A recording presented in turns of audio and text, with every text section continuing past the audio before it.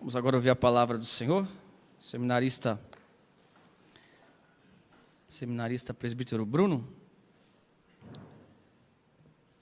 que é um amigo pessoal, né? Nós começamos a nossa carreira da fé juntos e Deus nos chamou, nos salvou, né?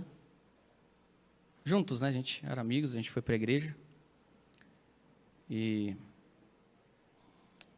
eu preguei o evangelho para ele, né? Cadê, irmão? A gente foi junto para a igreja e tivemos depois uma separação. Ele foi para São Paulo e lá ele seguiu o mesmo rumo que eu segui aqui, né?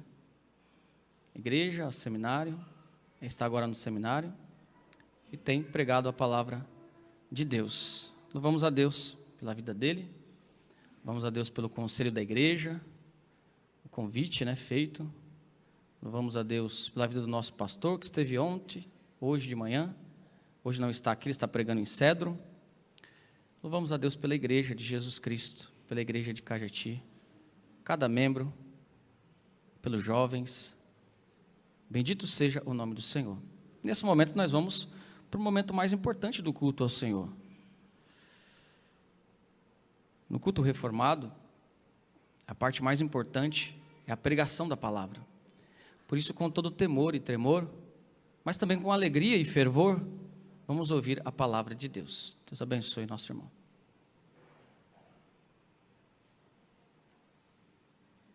Boa noite, meus irmãos. Graças e paz a todos. É uma alegria, mais uma vez, poder estar com os irmãos aqui. Estivemos ontem à noite, hoje pela manhã, e agora, mais uma vez, os irmãos vão sofrer um pouquinho, me ouvir mais uma vez, né? 3 vezes, haja paciência. Brincadeira, irmãos, mas Deus abençoe. É uma alegria muito grande poder estar aqui cooperando com os irmãos, rever o reverendo Maciel. Como ele disse, é um amigo de longa data. Eu trago também aqui um abraço do reverendo Judásio, pastor da minha igreja, e todo o conselho, também aqui para toda a nossa, para essa comunidade, para esse povo que congrega aqui na cidade de Cajati. É uma cidade muito amada, né? Eu me converti aqui, vivi boa parte da minha vida aqui, e rever algumas pessoas. Estou vendo o Robson aqui, estou vendo a irmã Maria Olinda, eu estou vendo ali a minha querida mamãezinha, né, que está hoje aqui conosco. Fazia tempo que eu não tinha esse privilégio de poder pregar com a minha mãe sentada nos bancos da igreja. Então, é uma alegria muito grande poder estar com os irmãos aqui essa noite. É um momento especial, porque é um domingo do Senhor, né? Um momento especial porque é domingo do Senhor. Isso deve estar bastante claro na mente de todo cristão reformado, né? Domingo é o dia do Senhor, mas é um dia mais do que especial para mim por ter esse privilégio de poder rever algumas pessoas tão especiais que fizeram parte da minha vida, na vida de modo geral, na vida cristã e tudo mais. Então, eu convido os irmãos, sem mais demora, que abra sua Bíblia no Evangelho de Lucas. Eu pretendo ser, se Deus permitir, bastante rápido hoje. Lucas capítulo 22, verso 39. A seguir.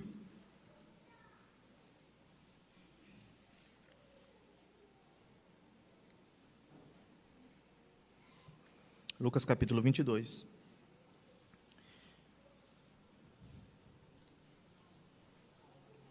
O Evangelho de Lucas faz parte dos evangelhos que nós chamamos de sinóticos, né? Apresenta aí Cristo de uma maneira que de algum modo também é apresentado tanto em Mateus quanto em Marcos, todavia dentro de uma perspectiva um tanto quanto específica, diferenciada.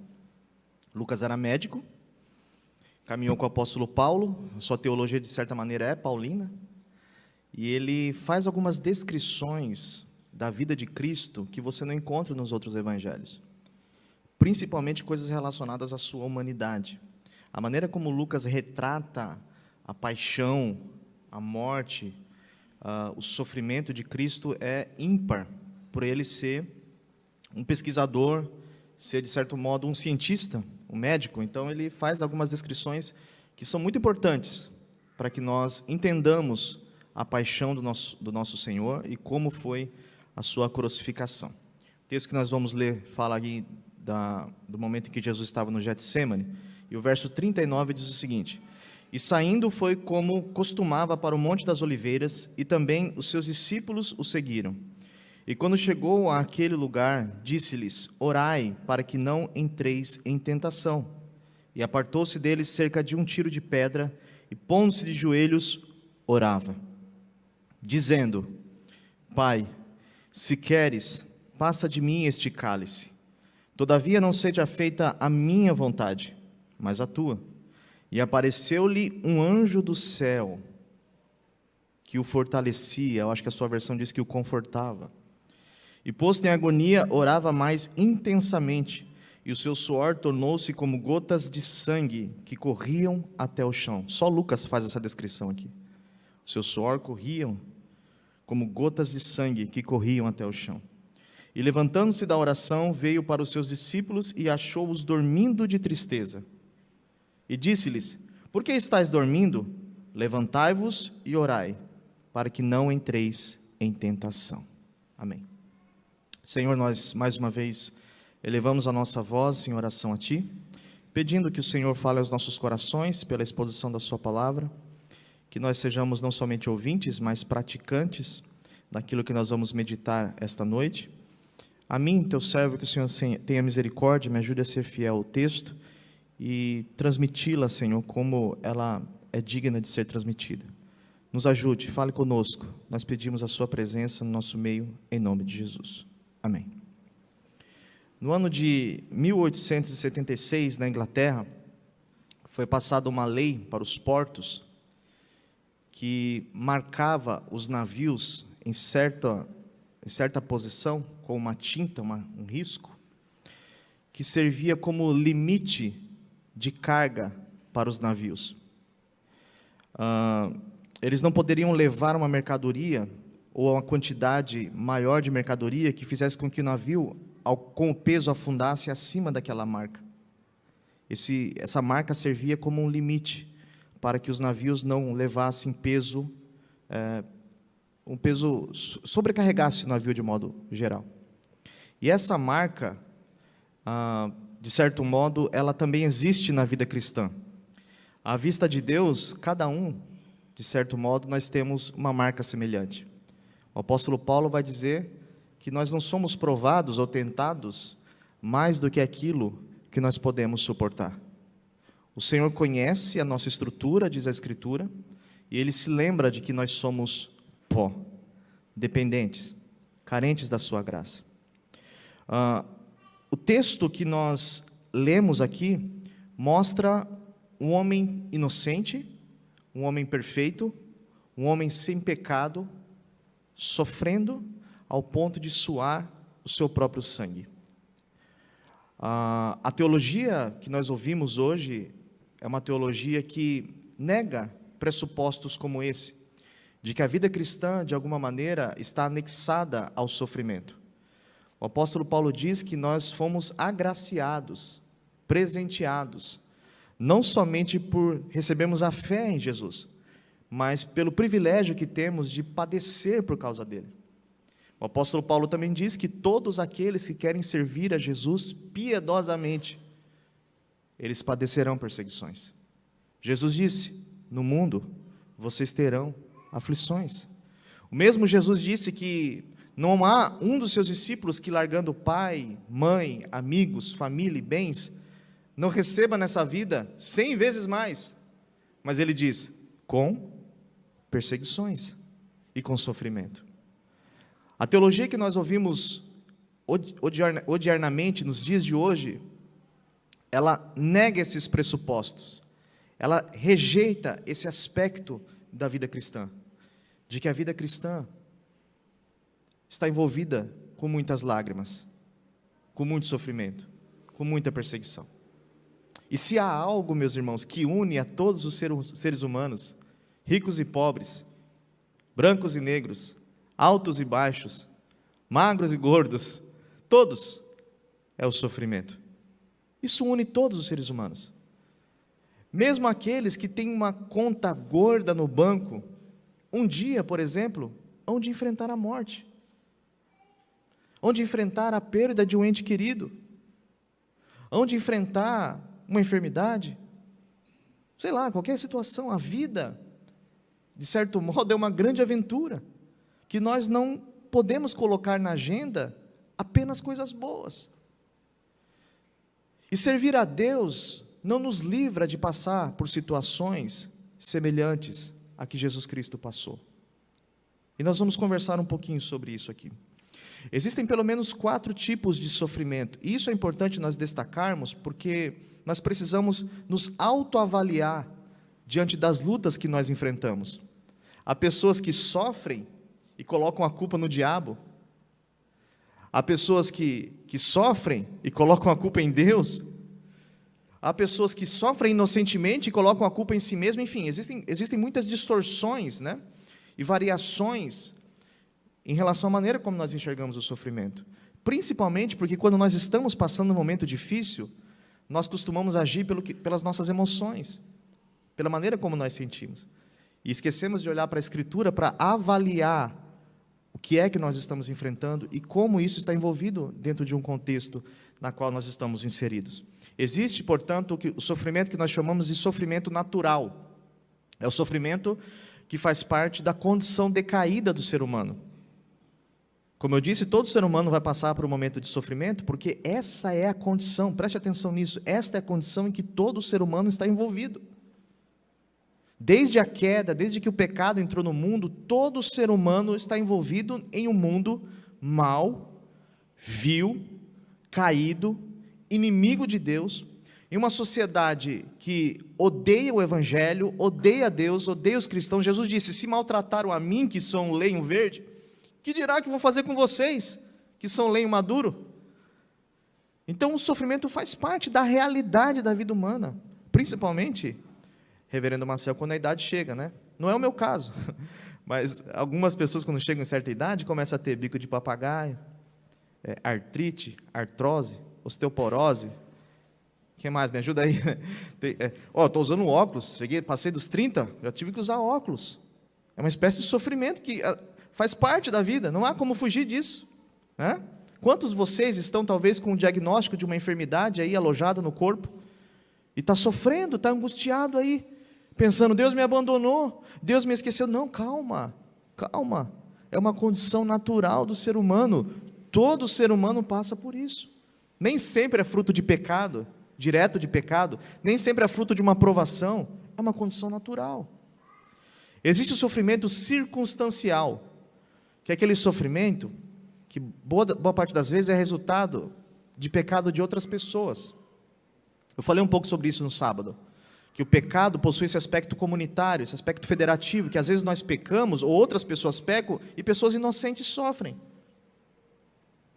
Pessoas inocentes sofrem. Por exemplo, imagine que você vai de manhã, um dia bonito, o sol nasce, tudo bonito, você ouve aquele hino lá do Paulo César Baruch, não sei, você está ouvindo lá o Zezé de Camargo e Luciano na sua casa, colocou a música para tocar e fala: vou comprar pão na padaria.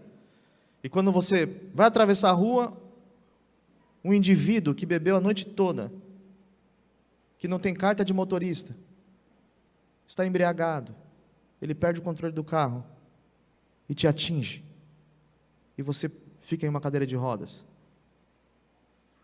Qual a culpa que você teve? Foi a circunstância, aconteceu, e você precisa aprender a lidar com isso.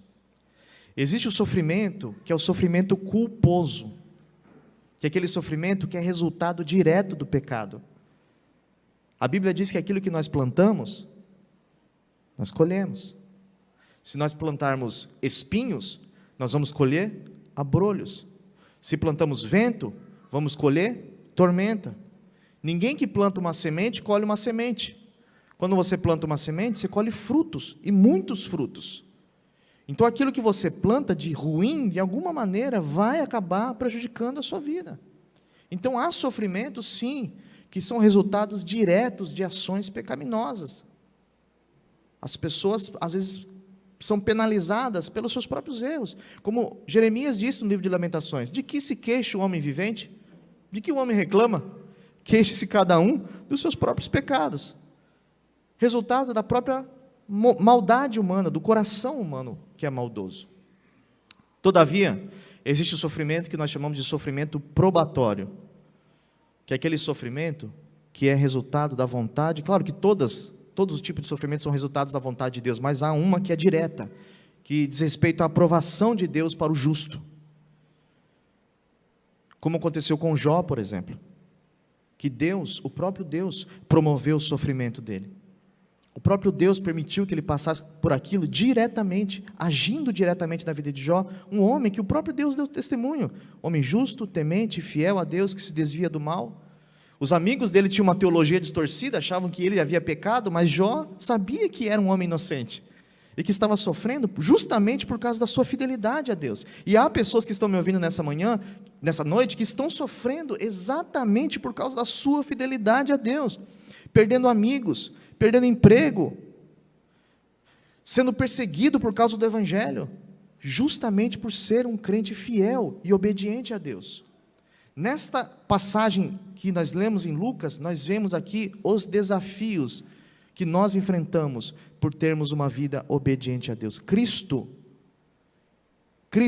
o nosso Salvador, ele sofreu, e não pouco, por causa da sua vida de obediência a Deus. Ele nos dá aqui algumas lições. A primeira lição que nós aprendemos aqui é que nos dias de sofrimento há uma necessidade, a necessidade de oração. Jesus sabia o que o esperava. Ele não podia fugir do sofrimento. Há uma frase de João Calvino que diz o seguinte: aqueles que desejam evitar as perseguições, eles devem renunciar a Jesus Cristo, porque o sofrimento faz parte da vida cristã. Jesus não podia fugir.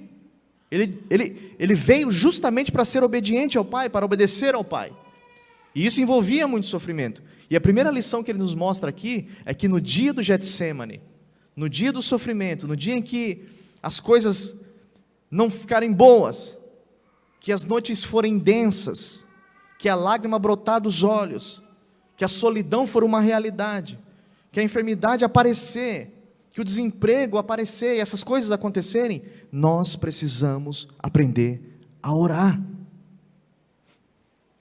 Jesus, irmãos, ele não orou por causa do sofrimento. A Bíblia diz no versículo 1 que ele costumava orar. Não é isso que o texto diz? Que ele costumeiramente ia para o seu lugar de oração. Mas isso não significa que nos dias de sofrimento nós temos que deixar de orar. Nos dias de sofrimento nós temos que aumentar a nossa intensidade, a nossa carga de comunhão com Deus. Precisamos aprender a orar. Jesus, e olha que coisa interessante, ele poderia ter orientado os seus discípulos de várias maneiras. Não é verdade? Por exemplo, olha, o sofrimento vai vir, então a gente vai aprender aqui algumas estratégias de como fugir. Eu vou ensinar vocês aqui como dar no pé quando os soldados aparecerem. Vamos montar uma estratégia. Quando eles vierem, um corre para a direita, outro corre para a esquerda, ou a gente pode fazer uma outra coisa, sei lá. Jesus poderia ensinar estratégias de marketing, palavras motivacionais para eles, qualquer coisa nesse sentido. Mas qual é o exemplo que Jesus dá aqui? Quando você sofrer, caia de joelhos no chão. Ore. Ore. Ore. Até que você aprenda a orar. Muitas de nossas batalhas contra o pecado seriam vencidas se nós tivéssemos uma vida de oração. E cá entre nós, irmãos, nunca houve uma geração de calvinistas tão distante da vida de oração como a nossa geração. Vivemos uma época que o calvinismo se resume, ou a teologia reformada se resume a frases de internet. Quando se fala de teologia reformada, as pessoas imitam os reformados na sua teologia, na sua teoria. Gostam de estudar sobre predestinação, infralapsarianismo, supralapsarianismo, a ordem dos decretos, discutem coisas extremamente complexas, mas não conseguem passar 15 minutos de joelhos diante de Deus.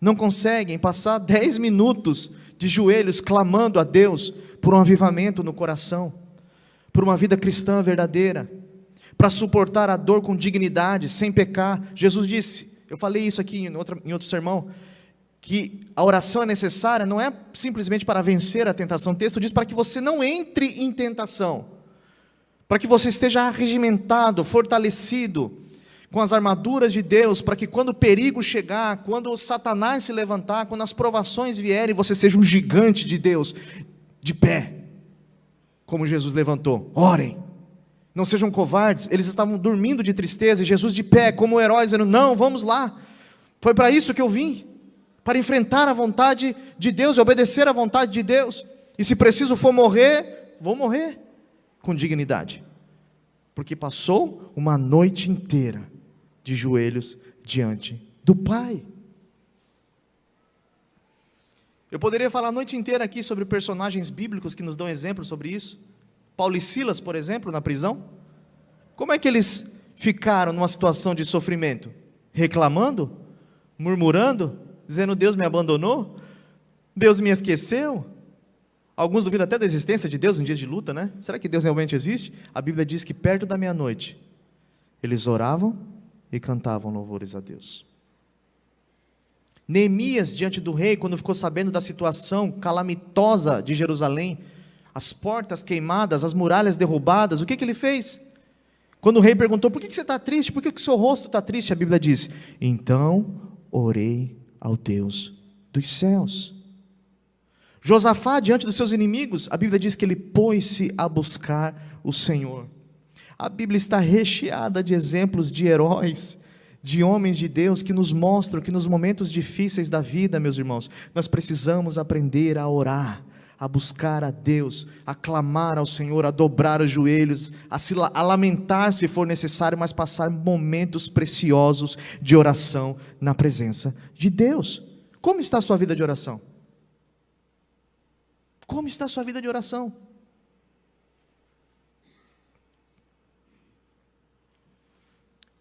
O sofrimento fazia Jesus orar intensamente. Em um país comunista, numa perseguição comunista, os crentes se reuniam na floresta para orar, porque não podiam ser pegos buscando a Deus, e eles se reuniam nesse lugar específico, cada um fazia o seu caminho, vinham de lugares distintos, e de tanto que eles se reuniam para orar, ficou aquelas marcas na floresta. Sabe quando a gente caminha na grama, por muitas vezes, fica aquele sulco, aquela marca das pegadas? E eles se reuniam lá para orar, por causa da perseguição.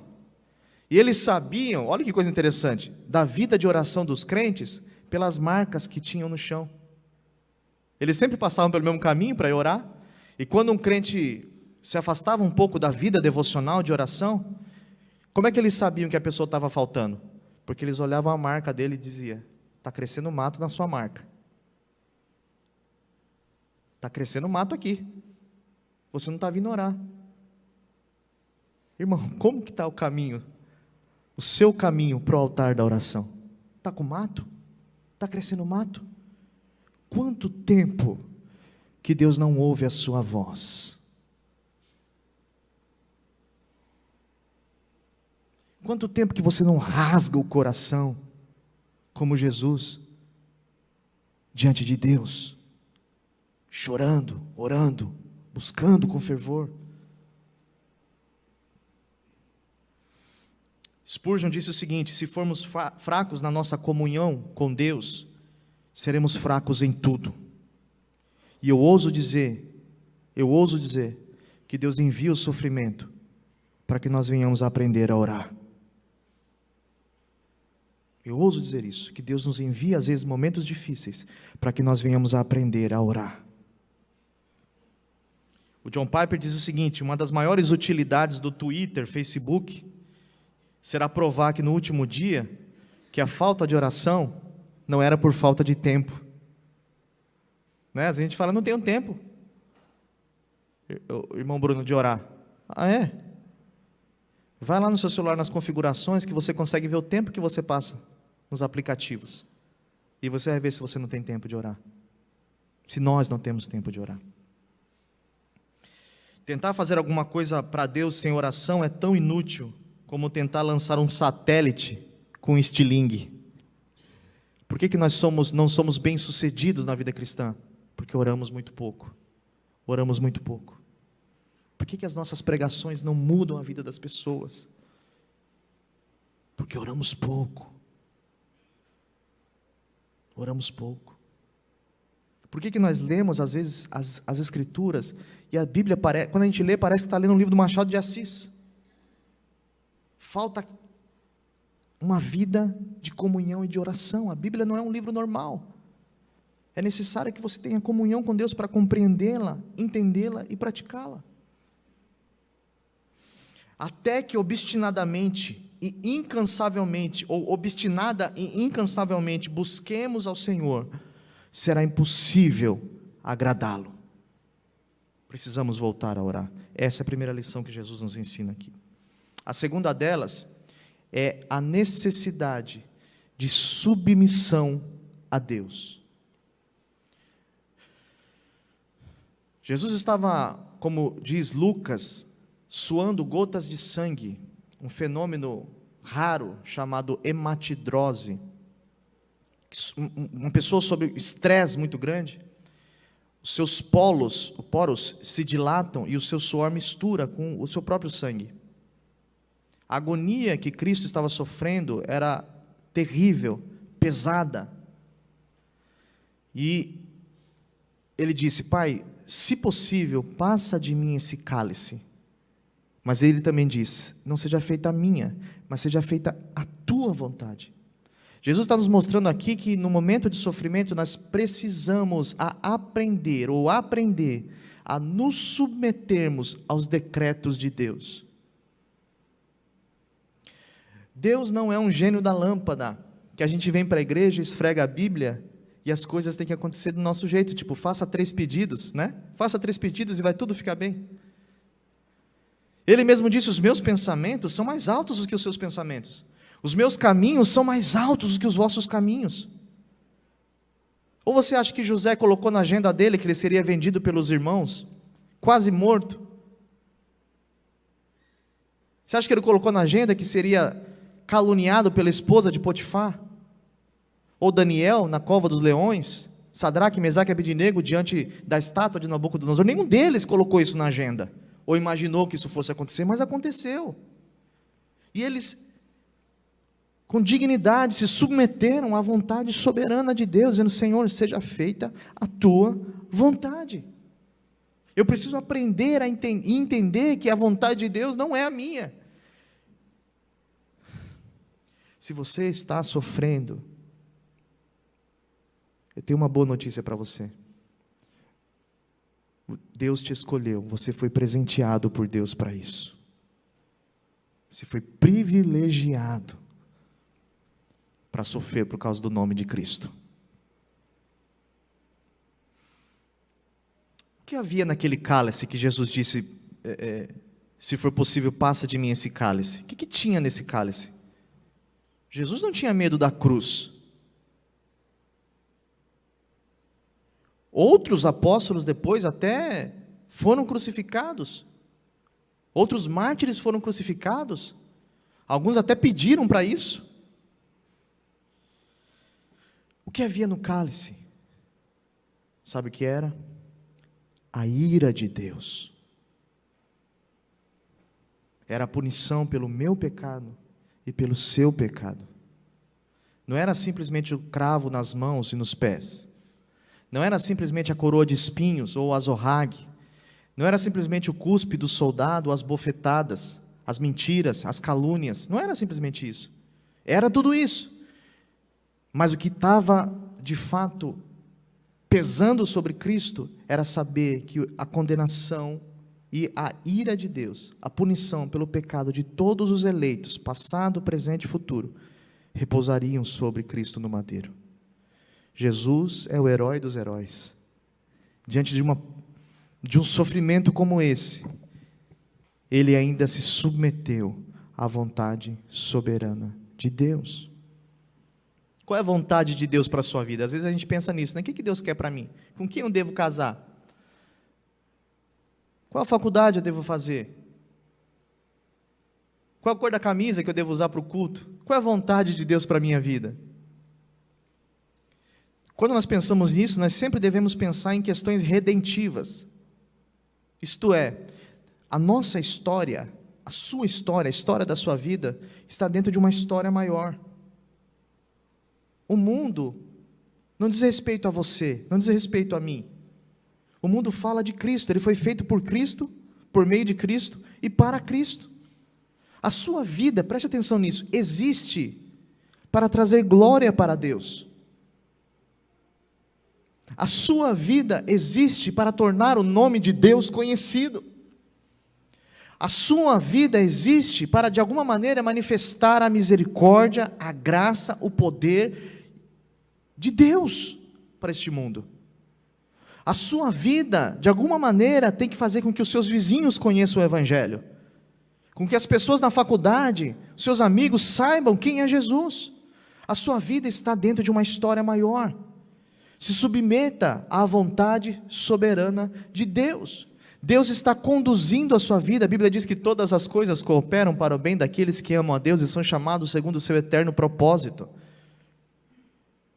Deus criou você, Ele colocou você nesse mundo, e o que está acontecendo agora, o sofrimento, as perseguições e a luta, tudo isso faz parte de algum plano de Deus que nós não conhecemos, mas que de alguma maneira vai trazer glória para o nome dEle. Então se submeta obedientemente à vontade boa, agradável de Deus. Nós precisamos aprender a obedecer. E por fim, irmãos, o último ponto, nós precisamos aprender, primeiro é orar, depois nos submetermos a Deus, e agora precisamos aprender a depender de Deus. Além de respeitar o decreto de Deus e aquilo que Ele escolheu para nós, que nem sempre é o que nós planejamos, né? Nem sempre é o que nós planejamos. As pregações que nós ouvimos hoje é justamente o contrário, né? A ideia de que Deus serve você. Mas a Bíblia ensina que é nós que servimos a Ele, nós nos submetemos a Ele. Além disso, nós precisamos aprender a depender única e exclusivamente de Deus. O mestre, ele se levanta em uns momentos mais aterrorizantes. E onde estão seus amigos? O que o texto diz? Onde estão seus amigos que ele convidou para orar? Dormindo. Vamos orar comigo. A minha alma está angustiada até a morte. Amigos íntimos, pessoas que ele confiava, vamos orar comigo. Ele põe os seus discípulos para orar, um tiro de pedra, ele se distancia e começa a orar a ponto de suar gotas de sangue. Quando ele volta, os seus amigos íntimos estão dormindo. O que esse texto nos ensina, essa passagem nos ensina? Que nós precisamos aprender a depender única e exclusivamente de Deus. Porque o ser humano, ele falha. Ele erra. Ele tropeça. Em dias de calamidade, é Deus quem será o seu consolo. E é interessante que o texto diz que o Senhor enviou um anjo para confortar Jesus, né? O texto diz que um anjo apareceu para confortar Jesus. Eu fico pensando, o que esse anjo dizia para Jesus? Um amigo me perguntou ainda essa semana, no momento difícil que eu enfrentei, ele falou assim para mim: como eu posso confortar você, se você conhece a Bíblia mais do que eu? Eu fiquei pensando justamente nesse texto, um anjo confortando Deus. O que um anjo podia dizer para o próprio Deus? Mas veja que nos dias de sofrimento, Deus usa as coisas mais simples, e glória a Deus por isso, para confortar o nosso coração.